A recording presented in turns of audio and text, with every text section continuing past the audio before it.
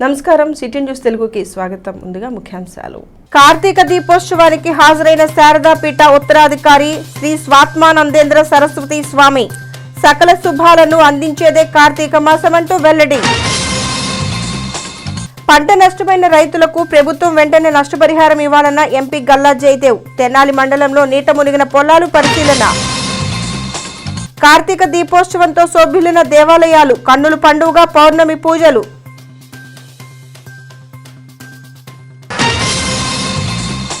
తెనాలిలోని శ్రీ లక్ష్మీ పద్మావతి సమేత శ్రీ వెంకటేశ్వర స్వామివారి దేవస్థానంలో కార్తీక దీపోత్సవం కన్నుల పండుగగా జరిగింది. విశాఖ శ్రీ శారదా పీఠం ఉత్తరాధికారి శ్రీ స్వాత్మానందేంద్ర సరస్వతి స్వామి దీపోత్సవాన్ని ప్రారంభించారు. ఈ కార్యక్రమంలో ఎమ్మెల్యే అన్నాబత్తుని శివకుమార్, పుష్ప దంపతులు పాల్గొని విశేష పూజలు నిర్వహించారు. ప్రసిద్ధ పుణ్యక్షేత్రమైన శ్రీ లక్ష్మీ పద్మావతి సమేత శ్రీ వెంకటేశ్వర స్వామివారి దేవస్థానంలో కార్తీక దీపోత్సవం కోటి కాంతులతో శోభాయమానంగా శోభిల్లింది.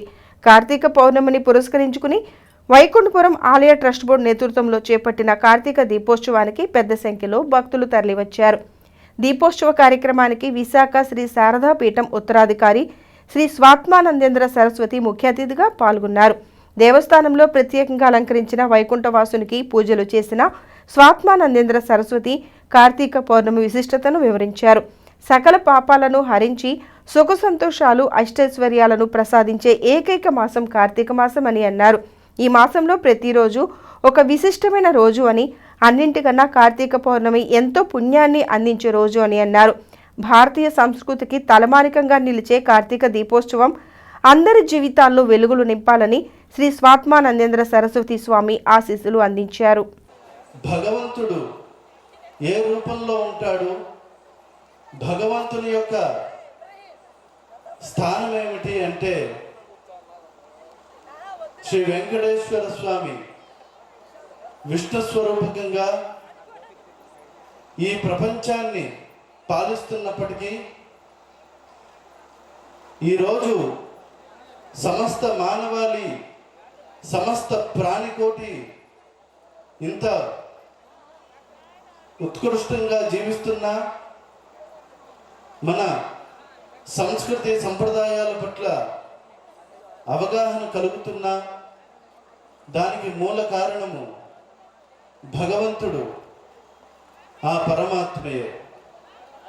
అటువంటి యొక్క ఈ కార్తీక మాసంలో మనం దీపారాధన చేస్తున్నాము అంటే దానికి ఒక గొప్ప విశేషం. శివస్య హృదయం విష్ణు, విష్ణుస్య హృదయం శివ అని శాస్త్రం చెబుతున్నట్లు శాసనసభ్యులు అన్నాబత్తుని శివకుమార్ మాట్లాడుతూ కార్తీక మాసం అందరికీ శుభాల్ని ఇచ్చే మాసమని అన్నారు. అంతేకాకుండా ఆధ్యాత్మికతను, భక్తి తత్వాన్ని పెంచే మాసమని ఎమ్మెల్యే పేర్కొన్నారు. ప్రతిరోజు హరిహరనాథులను కొలుస్తూ ఉపవాస దీక్షలు ఉంటూ విశేష పూజాది కార్యక్రమాలు నిర్వహించుకోవటం ద్వారా మనలో ఉన్న అజ్ఞానాన్ని తొలగింప చేసుకోవటమేనని అన్నారు. ముఖ్యంగా ఈ మాసంలో కార్తీక పౌర్ణమికి ఎంతో ప్రాముఖ్యత ఉందని, ఈరోజు కార్తీక దీపం వెలిగిస్తే అన్నింటా శుభాలు జరుగుతాయన్న విశ్వాసం మనదని చెప్పారు. భారతీయ సంస్కృతికి మన ఆరాధనలు, పూజా మహోత్సవాలు పట్టుకొమ్మలని చెబుతూ ప్రతి ఒక్కరూ సకల సంపదలు, ఆయుర ఆరోగ్యాలతో విలసిల్లాలని కోరుతూ వైకుంఠపురం దేవస్థాన ట్రస్ట్ బోర్డు చైర్మన్ ఉప్పల వరదరాజుల నేతృత్వంలో చేపట్టిన కార్తీక దీపోత్సవం అందరి జీవితాల్లో వెలుగులు నింపాలని ఆకాంక్షించారు. అలాగే ప్రత్యేకంగా విశాఖ శ్రీ శారదా పీఠం ఉత్తరాధికారి శ్రీ స్వాత్మానందేంద్ర సరస్వతి స్వామి తెనాలి రావటం అదృష్టంగా భావిస్తున్నట్లు తెలిపారు. స్వామివారి ఆశీస్సులు ఈ ప్రాంత ప్రజలకు అందాలని ఎమ్మెల్యే అన్నాబత్తుని శివకుమార్ పేర్కొన్నారు. ఈ ప్రాంత ప్రజలందరూ మీ అందరి కోరిక మేరకు ఈరోజు శారదాపీఠం స్వామివారు శ్రీ శ్రీ స్వాత్మేంద్ర సరస్వతి స్వామి గారు ఇచ్చేయటం ఎంతో సంతోషం. నిజంగా ఒక రకంగా చెప్పాలంటే ఇది వేదిక కాకపోయినా ఈరోజు రాష్ట్రం సుభిక్షితంగా జనరంజక పాలన జరుగుతుంది అంటే అది సరస్వతి పీఠం స్వామివారి కృప అని చెప్పి ఈ సందర్భంగా మీ అందరికీ మనం చేస్తున్నాం. అలాంటి స్వామివారి ఆశీస్సులు మన తెనాలి నియోజకవర్గానికి, మన ప్రాంత ప్రజలకి, భక్తులకి ఉండాలన్న సదుద్దేశంతో ఈ గొప్ప కార్యక్రమాన్ని ఏర్పాటు చేయడం జరిగింది. వరదరాజుల గారిని నేను కోరినప్పుడు వరదరాజు గారు తప్పకుండా చేద్దామని చెప్పి స్వామివారికి ఇంటిమేషన్ ఇచ్చినప్పుడు ఆయన ఎంతో పెద్ద మనసుతో స్వీకరించి ఈరోజు ఈ దేవస్థానానికి వచ్చి తెనాలి నియోజకవర్గ ప్రజలందరికీ ఆయన ఆశీస్సుల్ని, ఆయన దివ్య దీవెన ద్వారా ఈ ప్రాంతం సర్వతోముఖాభివృద్ధి చెందాలని మనస్ఫూర్తిగా మీ అందరి తరపున స్వామివారిని కోరుకుంటూ సెలవు తీసుకుంటాను. తదనంతరం కార్తీక జ్యోతి ప్రజ్వలన కార్యక్రమంలో శ్రీ స్వాత్మానందేంద్ర సరస్వతి స్వామి, ఎమ్మెల్యే అన్నాపతుని శివకుమార్, పుష్ప దంపతులు, అలాగే ఆలయ trust board chairman Uppala Varadarajulu, EO Srinivasa Reddy దంపతులు పాల్గొన్నారు. దేవస్థాన ప్రాంగణంలో పెద్ద ఎత్తున నిర్వహించిన కార్తీక దీపోత్సవంలో పాల్గొన్న భక్తులు వారి వారి కార్తీక దీపాలను వెలిగించి స్వామివార్ల ఆశీస్సులు అందుకున్నారు.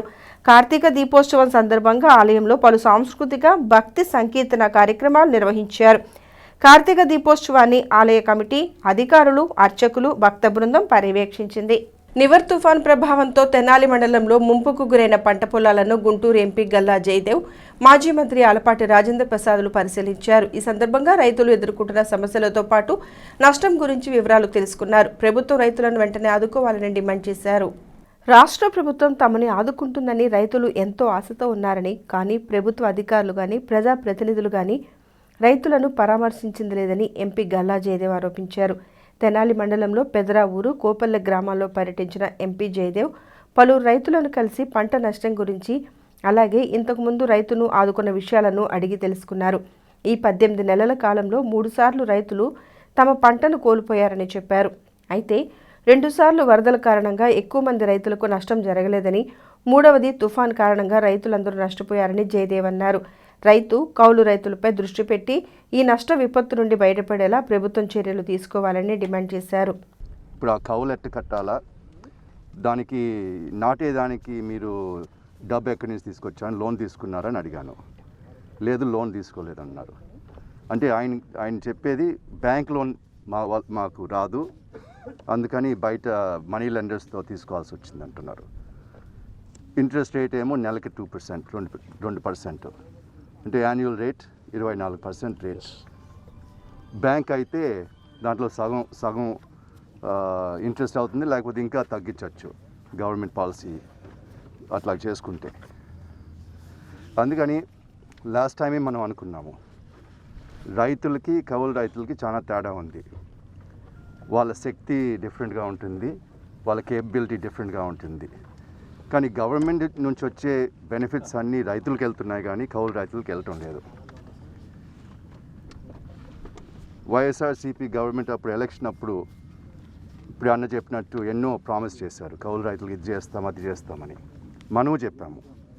ఎందుకంటే చంద్రబాబు నాయుడు గారు కూడా గమనించారు కౌలు రైతులు చాలా ఇబ్బంది పడుతున్నారని.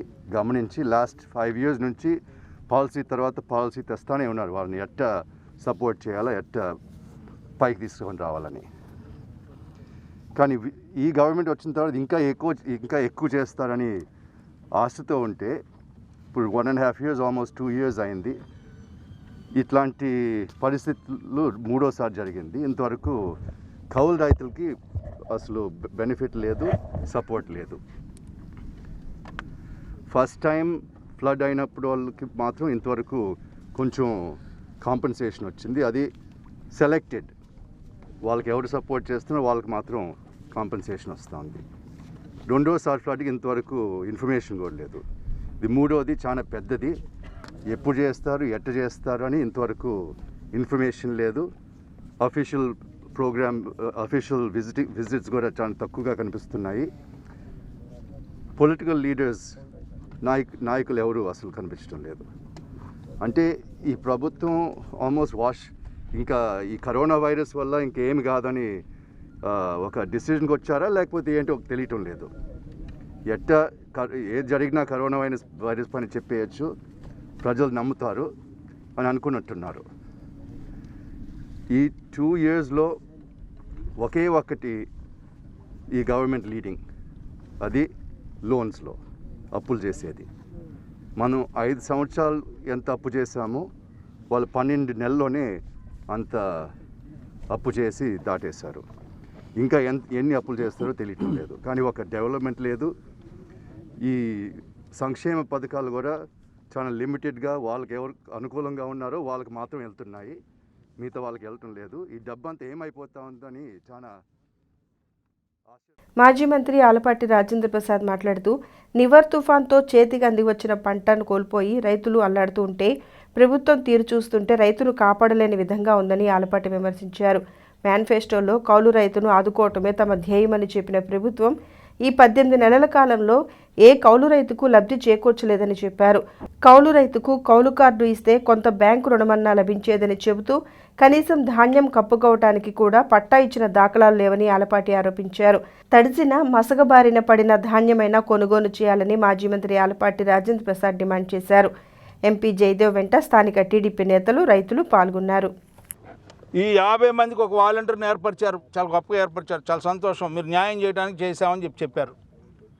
మీరు న్యాయం చేయాలనుకుంటే 50 మందికి ఒకళ్ళని మీరు తీసుకున్నట్లని మీరు చెప్తా ఉన్నారు. కాబట్టి ఈ రాష్ట్రాన్ని మంచి గొప్ప రాష్ట్రంగా తీర్చిదిద్దటమే, అభివృద్ధిలో ముందుకు తీసుకెళ్ళటమే మా నాయకుడి యొక్క జయం అని చెప్పి రోజు కొట్టిందే కొట్టు అని చెప్పి మీరు కొడతా ఉన్నారు. ఎక్కడ దొరికితే అక్కడ కొడతా ఉన్నారు. ఇలాగ చచ్చిపోతూ ఉన్నారు ప్రజలు. నేను అడుగుతా ఉన్నా, ఏ కౌలు రైతుకైనా కౌలు కార్డు ఇచ్చినట్లయితే చక్కగా బ్యాంక్ వెళ్ళి క్రాప్ లోన్ తెచ్చుకుంటే వడ్డీ లేని రుణం వచ్చేది, మళ్ళీ సక్రంగా కట్టుకుంటే ఇట్లాంటి నష్టం జరగకపోతే సక్రంగా కట్టుకుంటే యొక్క శ్రమ ఫలితం అంతా వాడికి దక్కేది. రెక్కల కష్టం, బిడ్డలు ఆలుమొగలు అందరూ కూడా కష్టపడి దాంట్లో పని చేసుకుంటాం. ఇప్పుడే చూసొచ్చాం, 2 ఎకరాలు నీట మునిగిపోయి ఉంది. ఒక్క గింజ కూడా బయటకు వస్తుందని నేను అనుకోవట్లే. ఒక రైతుగా నాకు తెలిసినంతవరకు కౌలు రైతు ఏం చేస్తుంది ఈ ప్రభుత్వం, ఏ రకంగా ఆదుకుంటుంది? ఈ రకమైన పరిస్థితిలో డిమాండ్ చేస్తూ ఉన్నాం. గతంలో హెక్టర్కి తెలుగుదేశం పార్టీ ప్రభుత్వంలో 20,000 ఇచ్చింది. వాళ్ళు రోజులు మారాయి. మీరు అప్పు చేయడం బాగొచ్చు, మీరు అప్పు చేసి బ్రహ్మాండంగా మేము అందరినీ రక్షిస్తున్నామని చెప్తున్నారు. ఇవాళ ఈ రాష్ట్రంలో భాగం కూడా రైతు, అన్నం పెట్టే రైతు. 3 పూట్ల మనం కడుపు నిండా తింటున్నామంటే ఈ రోజున ఈ రైతు కష్టపడిపోయినట్లయితే మనం తినేవాళ్ళం కాదు. కాబట్టి ముందులో ఈ రైతు కడుపు నింపాలి. నువ్వేం అప్పు చేస్తావో, ఏం సొప్పు చేస్తావో, ఏ రకంగా చేస్తావో నువ్వు ప్రజలకు చెప్పాలి. వాళ్ళ రైతును కాపాడాలి. రైతుని కాపాడలేని ప్రభుత్వంగా ఈ రోజున జగన్మోహన్ రెడ్డి తీరు వ్యవహరిస్తూ ఉందని చెప్పి నేను అనుకుంటా ఉన్నా. మాటలు చెప్తా ఉంది కోటలు దాటేదాకా. పాలనలో ఎక్కడ కూడా నిజాయితీ లేదు, నమ్మకం లేదు, చిత్తశుద్ధి లేదు. ఇవాళ యావత్తు రాష్ట్రం అంతా కూడా అతాకుతలం అయిపోయింది. ఇవాళ కేంద్రం దగ్గర నుంచి తీసుకొస్తావో, రాష్ట్రం దగ్గర నుంచి తీసుకొస్తావో, లేకపోతే ఇంకోటో తెలీదు. ఇవాళ ఎంపీ గారు కూడా వచ్చారు. అసలు ఏం జరుగుతూ ఉంది, ఎట్లా ఎంత నష్టపోయిందని చెప్పి మనందరిని పలకరించడానికి వచ్చారు. ఎంపీ గారిని కూడా మనం కోరుతా ఉన్నాం, ప్రభుత్వం మీద మీరు ఒత్తిడి తీసుకురండి, అటు కేంద్రంలో కూడా తెలపమని చెప్పి, వాళ్ళ రైతాంగాన్ని ఆదుకోమని చెప్పి. రైతులేందే రాజ్యం లేదని చెప్పి చెప్తా ఉన్నారు అందరూ. ఇవాళ ఈ ప్రభుత్వం ప్రత్యేకంగా మేము ఎన్నో రాయితీలు ఇస్తా ఉన్నాం రైతుకి అని చెప్పి చెప్తా ఉంది. నాకు తెలిసినంతవరకు ఈ 18 నెలల్లో ఒకటికి ట్రాక్టరీలా, ఒకటి స్ప్రేయరీలా, ఒకటి కనీసం ఈ ధాన్యం కప్పుకోవడానికి పట్టా కూడా ఇలా టార్పాలను. కార్తీక మాస పూజోత్సవాలు ప్రతి ఇంటా వైభవంగా జరుగుతున్నాయి. అట్లాగే ఉపవాస దీక్ష తీసుకున్న భక్తులు శైవ క్షేత్రాలకు అనునిత్యం వచ్చి పరమేశ్వరునికి పూజలు నిర్వహిస్తున్నారు. కార్తీక సోమవారం కావడంతో పట్టణంలోని వివిధ దేవాలయాలకు భక్తులు తరలివచ్చి భక్తి ప్రపత్తులను చాటుకున్నారు. కార్తీక సోమవారం పట్టణంలోని ప్రధాన ఆలయాలన్నీ తెల్లవారుజాము నుండి భక్తులతో కళకళలాడాయి. ఉపవాస దీక్ష తీసుకున్న మహిళా భక్తులు కార్తీక దీపారాధనలు చేపట్టారు. దీంతో ఆలయాలన్నీ దీపపు కాంతులతో శోభాయమానంగా వెలిగిపోయాయి.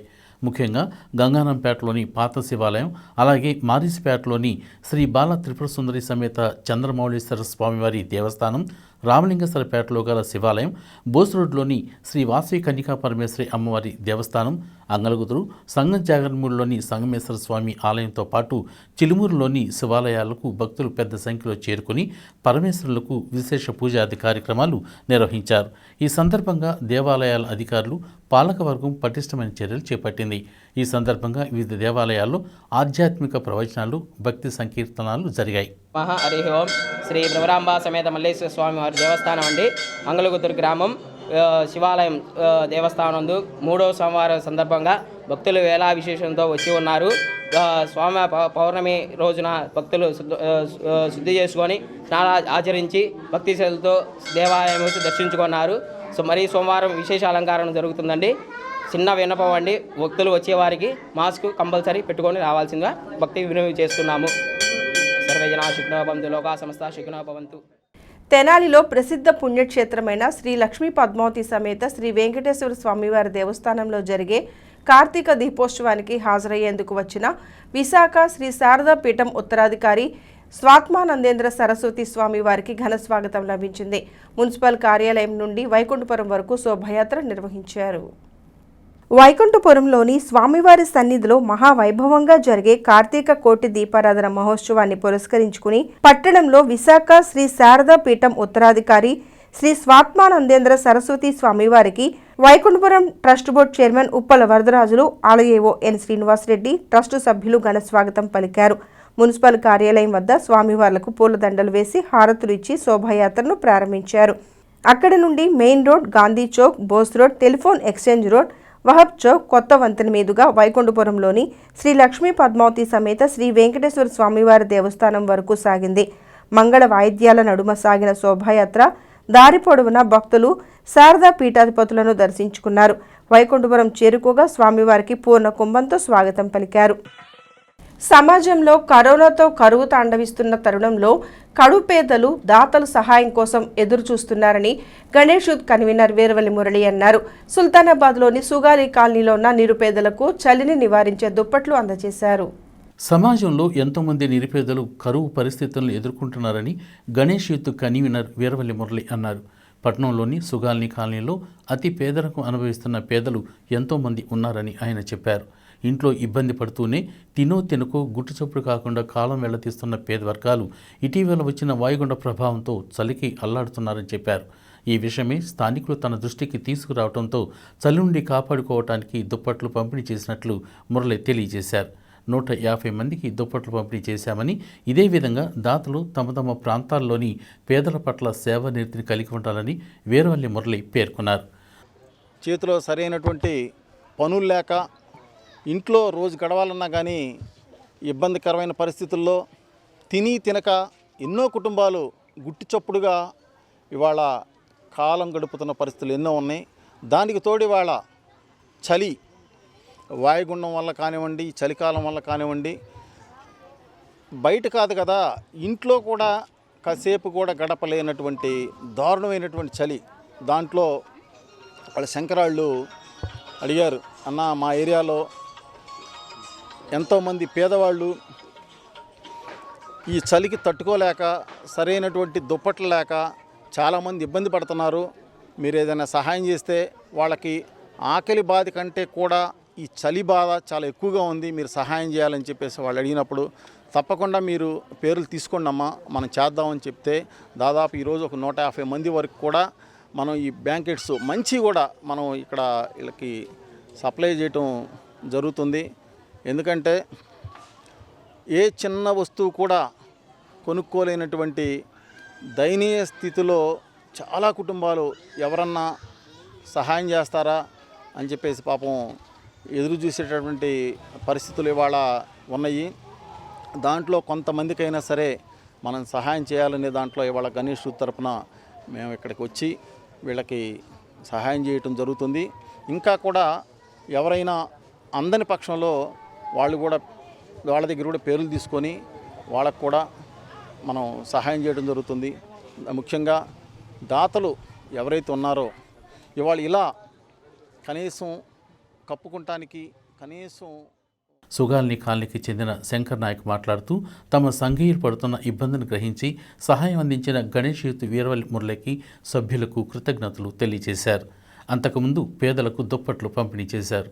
కార్యక్రమంలో బొద్దులూరు వేణు, రమ్మావతు రాజు, వెంకటేశ్వరరావు, మన్నే వాసుదేవుడు, ఎమ్మెల్యే ఖాదర్ తదితరులు పాల్గొన్నారు. చాలామంది ఉన్నారని చెప్పి అన్నయ్య చాలా బాగా చెప్పారు. సో ఈ నిరుపేదలు ఎంత ఇదిగా ఎదురు చూస్తూ ఉన్నారంటే ఎవరైనా దాతల కోసం ఏమైనా హెల్ప్ చేస్తారేమో అన్న ఉద్దేశంతో. సో ఈ హెల్పింగ్ నేచర్ అనేది ఒక మురళి అన్నయ్యకి సాధ్యం. అది at the same time Ganesh యూత్కి, మురళి అన్నయ్య గారికి at the same time Ganesh యూత్కి.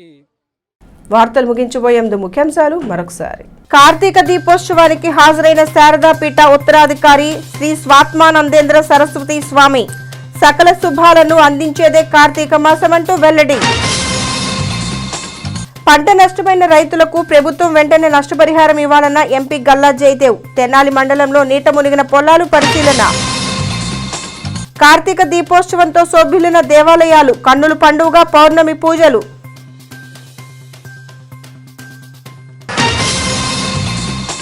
ఈ వార్తలు ఇంతటితో సమాప్తం. నమస్కారం.